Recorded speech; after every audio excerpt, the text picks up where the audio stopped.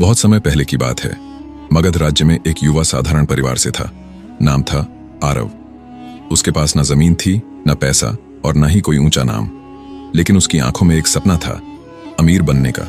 सिर्फ धन से नहीं, सम्मान, शांति और ज्ञान से भी। एक दिन वह बुद्ध के पास गया और बोला, हे प्रभु, मैं इस संसार में सफल और अमीर बनना चाहता हूं, मुझे मार्गदर्शन दीजिए। बुद्ध मुस्कुराए और बोले, अमीर वही होता है जो भीतर से समृद्ध हो। अगर तू सच में अमीर बनना चाहता है तो इन 8 बातों को कभी किसी से मत कहना, ये तेरी सबसे बड़ी ताकत बनेंगी। आरव ध्यान से सुनने लगा। एक गरीब लड़का और एक घमंडी अमीर व्यापारी जब आमने सामने आए तो पूरा गांव देख रहा था। जीत किसकी होगी, पैसे की या दिमाग की? इस कहानी को आखिरी तक जरूर देखिए, क्योंकि अंत में आपको समझ आएगा कि सच्चा अमीर वो है जो सोचता अलग है। तो दोस्तों, कहानी शुरू होती है। एक गांव में राहुल नाम का लड़का रहता था। उसके पास पैसे नहीं थे, लेकिन उसमें दिमाग और समझदारी की कोई कमी नहीं थी। वहीं उसी गांव में विक्रांत नाम का एक व्यापारी था जो बहुत पैसे वाला था, लेकिन बहुत घमंडी था। एक दिन विक्रांत गांव में सबके सामने बोला, पैसा ही सबसे बड़ी ताकत है। जिसके पास पैसा है वही राजा है। मेहनत और दिमाग से कुछ नहीं होता।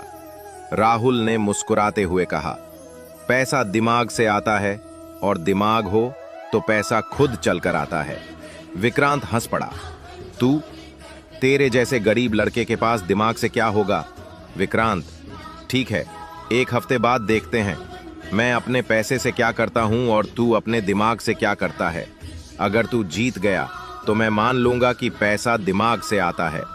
अब 1 हफ्ते बाद विक्रांत ने एक दुकान खोली।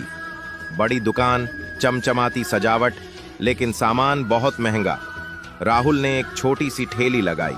उसने वही सामान सस्ता बेचना शुरू किया, लेकिन साथ ही उसने कुछ छोटे आइडियाज लगाए।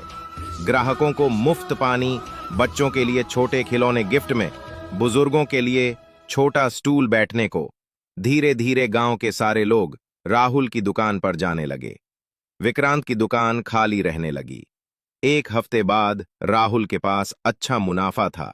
उसने अपनी ठेली को एक छोटी सी दुकान में बदल लिया। विक्रांत हार मान गया और 1 हफ्ते बाद विक्रांत ने कहा, तू सही था राहुल, पैसा जेब से नहीं, दिमाग से आता है। तो दोस्तों, आप कमेंट में बताओ, इस कहानी से क्या सीख मिलती है।